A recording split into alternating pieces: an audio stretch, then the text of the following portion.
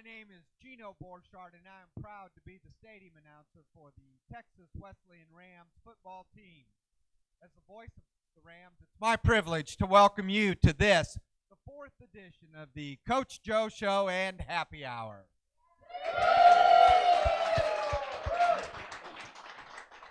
We are coming to you from Texas de Brazil, a delicious Brazilian steakhouse located in downtown Fort Worth, 101 North Houston Street. Texas de Brazil, proud sponsors of the Texas Wesleyan football program. Anytime the Rams are on the road, we'll have a show and happy hour right here from Texas de Brazil, downtown Fort Worth on the Wednesday before game day, 5 to 7 p.m. Happy hour on appetizers and drinks. Let's not waste any time tonight. Let's welcome our fearless leader of the Texas Wesleyan Rams, Coach Joe Prudhomme. Thank you, Gino.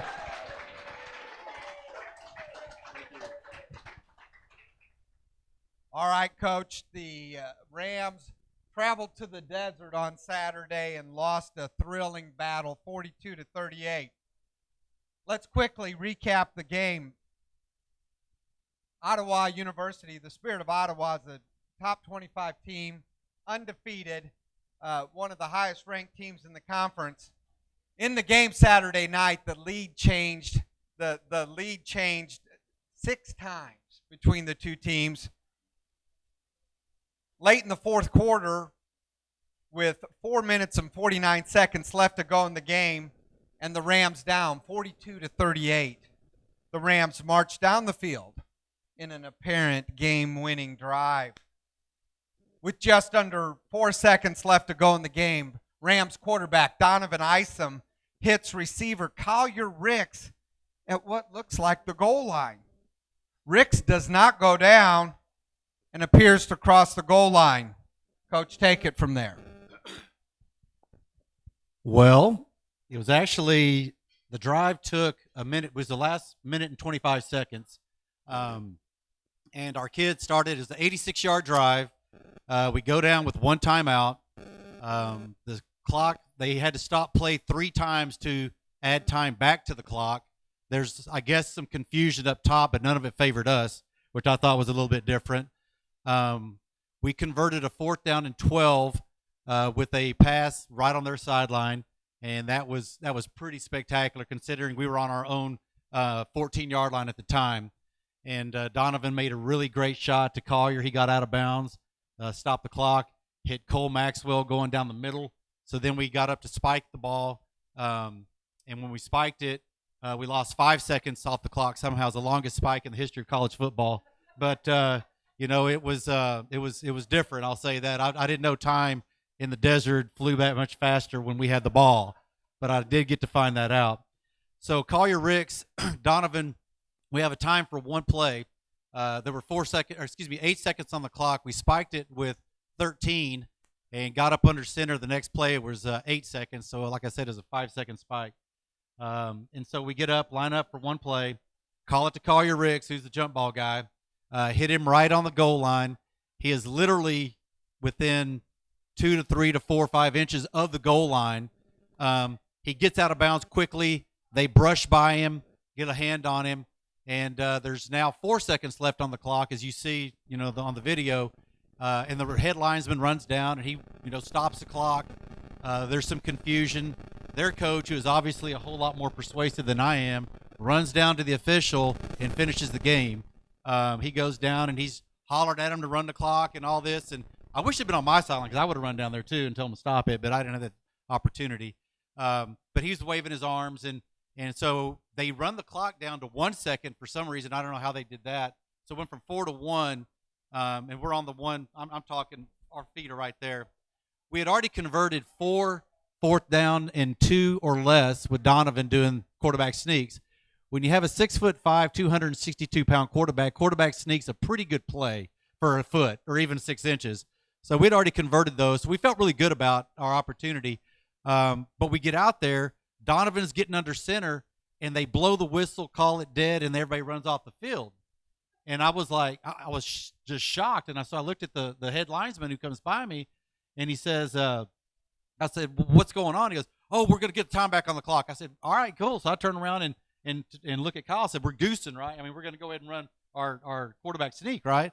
Yeah, yeah. And so they get down there, and then next thing I know, they blow it dead in ball game. And I said, "So what happened?" He said, "Well, they stopped his momentum before he got out of bounds." I said, "You're kidding, right? I mean, he brushed him with his hand. He no more stopped him than a man on the moon." And but that's that was really the reality of it is that was the one bad call that I saw.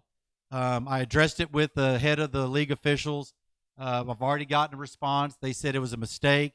There should have been one more play, and I'm great with that. I mean, let's put all the chips right in the middle of the table. If you can stop us from two to 3 inches from the goal line, we don't deserve to win anyway. You win the ball game. If we can push it across, we win the ball game. And my last comment to him was, it's a shame the kids didn't get to decide it at that particular opportunity. But no, our kids fought. I was so proud of them. They, proud of their effort. We should have won the game earlier. There were other opportunities to win it. We could have 3rd and 12. If we get that stop, it's over. There's another time we have 10-point lead. We don't quite finish it, but it was a true heavyweight. I mean, it was a heavyweight match. It was a battle, and they were very athletic, great team. Our kids matched them. We ran the ball well. I think Trey had 168 yards. I was really proud of that. Donovan ran really effectively for about 50, threw for 300.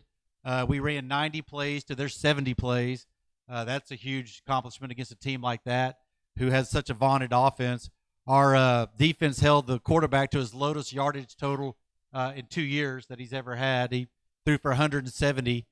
They ran the ball very well, but they couldn't throw it, and that frustrated them. But our kids battled.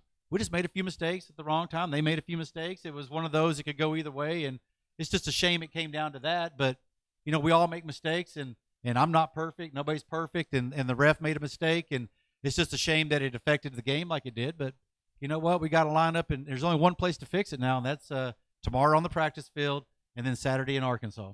Absolutely. So again, what a game it was. Ottawa University is currently undefeated and ranked in the top 25 of the NAIA. So a real heavyweight battle with one of the best teams in the country. What are some of the positive takeaways from the game for your team? Well, for us, we ran the ball really, really well. I mean, that was something we've been focused on the last few weeks is we got to be able to run the football. Donovan getting untracked, running the ball was a real good sign. And then our pass defense was outstanding. We took down one of the best quarterbacks in the country and really shut him down. And the receivers, we just got to fix our run defense a little bit. We were very explosive in the passing game. I think there was 12 explosive plays on offense, or maybe 13. Defensively, we had a lot of we caused 3 turnovers. This quarterback has, I think he threw like 2 interceptions last year, and he actually threw 5, and we had 2 of the 5. We had 2 picks again on him, had a caused fumble. I mean, the defense, they're really giving us opportunities. And, if nothing else, we're fun to watch because you don't know what's going to happen. And we're really electric, and we get after it. And, sometimes it works out great. Sometimes you're like, oh, my God, what happened? But that's okay. The kids fought, and they're focused and ready to go for this week. I mean, there's a real pain in the gut right now, and that's a good thing. Right, exactly. And Ram fans, you don't want to miss any of the road games. You can go to ramsports.net, and you can live stream any of the games. And this weekend, the game will kick off at 5 p.m. You go to ramsports.net, or you can go over to the Texas Wesleyan campus and go to Ben's Triple B's. They'll be live streaming the game 5 p.m. on Saturday. Now, Coach, the other thing, though, for those of us that were watching the game, it looked like the team never gave up, and that had to be encouraging. Oh, the team never gave up. They fought all the way to the end, and they're ready to fight on to that last play. And I tell you what, when they came off that field, they were upset, no doubt about it, because they knew they let it get away. And the takeaway from this is you never let it be in somebody else's hands. You don't let somebody else dictate the outcome. And the thing was that we had a chance to dictate the outcome. We didn't do that. And that's the message I've been driving home to our guys is, we had a 10-point lead. Let's get to 17. Let's get to a 13-point lead. Let's get it up more, and then let's protect the lead. If that happens, all this other thing is just rhetoric. It doesn't matter. So we didn't take care of what we could have. But it's a great learning moment for us, and that's kind of what I've been telling them, and we'll move on from it. Okay, Coach. Again, fans, we're coming to you from downtown Fort Worth, Texas de Brazil, a delicious Brazilian steakhouse. Texas de Brazil, proud sponsors of the Texas Wesleyan football program. Yeah.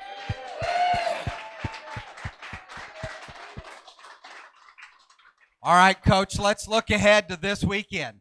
The Rams will travel to Batesville, Arkansas to face the Scots of Lyon College. The Scots sit at 2-1 and 1-0 in conference play. Kickoff is set for 5 p.m. Again, you can live stream the game at ramsports.net. Last year, the game between the Scots and the Rams was a doozy. The Rams had to come from behind in the fourth quarter to take the victory, 21-20. Give us your thoughts about this year's game. Well, they've they've got a really, really solid ball club. They've got two really good lines. They brought in some really good skill kids on offense. They're starting to really click a little bit right now. Their quarterback's a little young, but they've got some D linemen that really can play. I mean, they're big guys and they get at the field. They're very active. The secondary is solid, but the defensive line is where everything happens. They get a lot of pressure on the offense. Defensively, offensively, they're really good at their screen game is outstanding. They run the ball pretty well. They get after the quarterback. They're solid. They have one of the best kickers in the conference and punters. The guy Nacho, I think everybody remembers Nacho from last year. But I think it's going to be a good game. It's their homecoming. We love to go play homecoming. That's a good thing for us. We're out in Arizona. There was a huge crowd, and it fired my kids up. Our kids were just excited to be able to play in front of them. And, of course, our job at that point is to send everybody home very disappointed. So that's something that we really want to take a lot of pride in. But I think it's going to be a good game. I think our kids are starting to really get on a real ascent right now. We got through the really tough part of the schedule. Should have won in the desert, didn't get it done. That was on us. But I think we're at a point now that we're starting to get our identity together. And that's a big deal for a football team, especially a young football team, is to get your identity in place. And, we're a quick strike. Now we're starting to run the ball more effectively. Defensively, we're causing a lot of turnovers. I think great things are going to happen on Saturday. Okay, great. And again, fans, you can watch the game at ramsports.net or head over to Ben's Triple B's where the game will be live streamed there. So, Coach, this will be the Rams have not had a home game yet this season. How's the team doing with all these road games? Well, I told them, I said, we're trying to make the cross, the sign of the cross. We went up north, came down south, went out to west, and now we're going east. So we're about to touch home plate. And, we are very anxious to play at home. And these are not easy road trips. Kansas was 6.5, 7 hours. Lot of corn, a lot of stuff to look at. That was interesting. Going down to Houston wasn't bad. We saw some different type of scenery, but the plane was great, and the airport thing was a logistic challenge to itself. We get to the airport, and David Murphy's our DFO, Director of Football Operations, and everything that we have in order to operate on his phone. He thought he left his phone on the bus with all their ID numbers and all their manifest and everything on there. It was a pretty tense moment, but we got through it. He ended up having the phone in his suitcase. He wasn't operating on a lot of sleep, so that was kind of part of the problem. So we got all our kids through the deal. We did the baggage thing, and then American announced to us that originally we had no baggage fees, and then we get there and they charge us $30 a bag. So that was kind of another fun moment. I had 3 kids that were freaking out because they'd never flown before, and they didn't know what to think of that. So we handed out gum and did the whole, you chew it when your ears pop. And they, you see these grown kids, 270, 260, 240, freaking out was a little different. So we got through that process. And then they all enjoyed the flight except for one kid, and he's out of Center, Texas. I don't know if anybody know where Center, Texas is. A lot of pine trees right really in the sticks. And he says, I ain't doing this again. I said, well, you won't have to until we get coming home. And so It was Adrian Johnson. He had a great game, but he he wanted to be stubborn, but you know what? I ended up winning that battle. I said, you can ride a bus on your own. I said, but you're going to pay for the ticket, and but anyway, he ended up doing fine. So long story short, now we get to go up to Batesville, Arkansas, and that's kind of east. So it'll be a good trip. It'll be different, but it's another 6-hour ride. Sunday night nobody slept, or Saturday night nobody slept because we got done with the game at 11. We had to get to the airport at 4:30 in the morning. Everybody's jacked up from the deal. They're eating pizza. They're trying to watch the game. We're waiting on the download. Got it done, and you just don't sleep. So we lost a day of sleep in there. So Monday was a little rough. Tuesday was great. Yesterday was great. We had practice, 82 degrees, 85, whatever. Today was a little jet lag. I expect tomorrow to be much better. But we're ready to get home and play in front of everybody here. We want to get home and play. And but now we got another 6.5-hour road trip. We'll get in about 4 o'clock in the morning on Sunday, go back to work at noon. That's just how it goes. But, we're expecting great things in Batesville, Arkansas. Well, great, Coach. Well, with all these road games, does that help at all with the camaraderie of the team? Being able to spend all that time together in airports and on buses? Yeah, I mean they're they're definitely tighter together. What was really kind of cool, and I have to say this last road trip. We went out on Thursday and then Friday, and most of those kids brought a laptop or some way to get to a computer. And most of Friday, a lot of Friday, and some of Saturday was on computers doing homework and doing assignments and being as diligent as possible. I thought that was great because the last thing I wanted to deal with was homework. I mean, if it was me, I would have been a little bit leery of it. But they were working it. They had study groups going. I thought that was a real encouraging thing to do. And the camaraderie thing is, yeah, they're closer together. We had a little bout of strep throat going around, so I did not want to be around each other. One kid came down with the flu out there. So we kind of quarantined him. He had to wear a mask, and we got him away from everybody. And he starts walking in. Well, I'm feeling better. I said, great. There's your table right over there. That's fantastic. I fixed his plate. I took it to him. Because it doesn't matter if I'm sick, So I took it to him. Of course, I put it on the table, then I pushed it across to him because I don't want to get sick either. But when you're in close quarters, you're breathing the same air. I'm kind of ready for a little bit less togetherness as far as that goes. But yeah, they're getting really tight as a family. I mean, they really are. They're starting to depend on each other. They're really starting to really the glue and the chemistry is coming together. Great. Okay, so after Saturday's game, the Rams will finally have their home opener against the Lions of Southwestern Assemblies of God. That game is set for Saturday, October 5th at 7 p.m. At Farrington Field. Of course, the Ram Zone will open 2 hours before kickoff. Fun for the entire family. How will it feel to you and the team to finally come home? Different, but great. We're ready to get home. I mean, it's been a long stretch. It takes a wear on you. We can't wait to get home, though. I mean, to be coming to Farrington, back in Fort Worth to play, and I think we're on a real ascent right now, a real rise. I think we're going to be a lot more fun to watch this Saturday when we get back. And we just want to play in front of people. We want to play in front of our own people. I mean, we've been in front of some pretty good crowds. Really, really had a great chance to disappoint the last group. We really want to disappoint the group we're going to play in front of this week. But when we get home, we want everybody to really be, fired up and proud of what they see. And I think we're on a track that they will be. Everybody will really like what they see. All right, again, fans, that's Saturday, October 5th, kickoff at 7 p.m. at Farrington Field. Ram Zone opens 2 hours before kickoff, 5 p.m. It's a great environment for the entire family. Now, Coach, and for our fans, you also have another great opportunity to get close to the program, and that's by joining the Ram Club. You can join the Ram Club by going to ramsports.net. And if you join the Ram Club at the $150 level, you'll be able to come have lunch with you a week from Friday, October 4th at Ben's Triple B's, located on the corner of the Texas Wesleyan campus.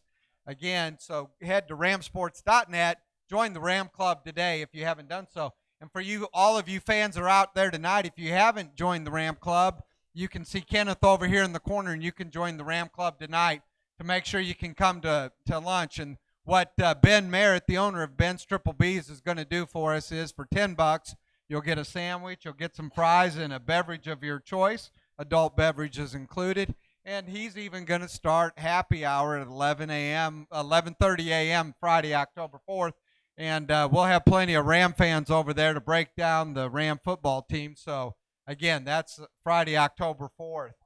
So, Coach, and I know we have a lot of fun in the Ram Club, but I know you appreciate all the things that the Ram Club does for the team. Why don't you tell us a little bit? I know you've talked about it before, but tell us how much you appreciate the Ram Club. Well, I mean, the Ram Club has really put us in a position to be successful.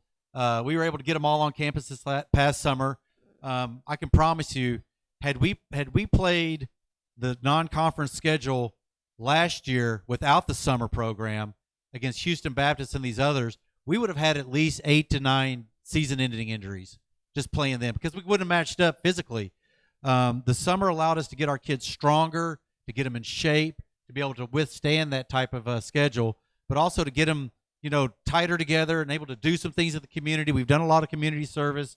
We're excited about that. I mean, to me, that's one of the big hallmarks of what we do is we want to build great young men. The Ram Club helps us do that. They allow us to help guys stay on campus, to be around, to be fed at times. Otherwise these guys are having to, and a lot of them do anyway. They have jobs. I mean, they leave and go work a night job, go play practice, have school, sleep 4 or 5 hours, and then they're back at it.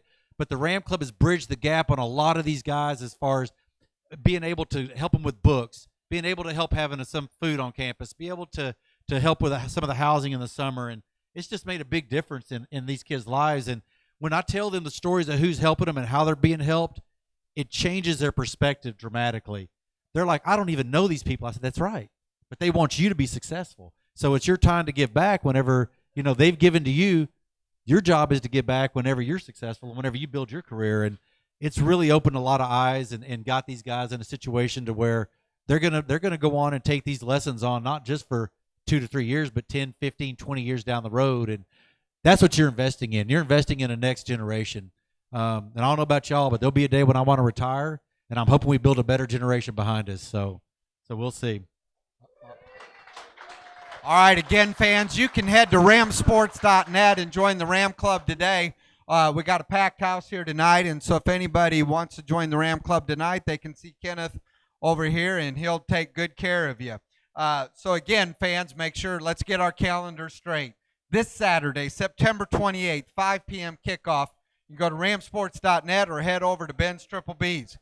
A week from Saturday, 7 p.m. kickoff, but again, 5 p.m. is the magic hour because that's when the Ram Zone will open at Farrington Field. So again, we want to give a special thanks to Texas de Brazil for hosting the Coach Joe Show and Happy Hour. Texas de Brazil, located right here in downtown Fort Worth. Coach, as we're about to wrap up tonight's show, there you go. They love it here at Texas de Brazil. Oh, yeah. They love the food. They love their coach. Oh yeah. Well, I tell you what, it's you really have no idea the impact you make on our team. Everybody here has helped in some way. You just don't realize whenever you throw a rock in the water and the ripple effect that it has on so many different lives. And I truly appreciate it. There's times where we have low moments, and I tell you what, working with the Ram Club and all the supporters and everything else really gets my spirits and our team back up. But you really don't know what it is, the effect you're having on so many young men and generations down the line. Like we say in the past, we're trying to change the trajectory of where they're going to go. All of you have had a big impact on that, and I truly appreciate that. And whatever you can do for us, we appreciate, and we always try to give back and make you proud. And we're really looking forward to get back in front of y'all and play in a couple weeks. Thanks for being here, and Rams up. All right. Thanks, sir. Thank you, everybody, for being here tonight. And let's give Coach Joe a big hand for all that he does. All right. Rams up, Coach.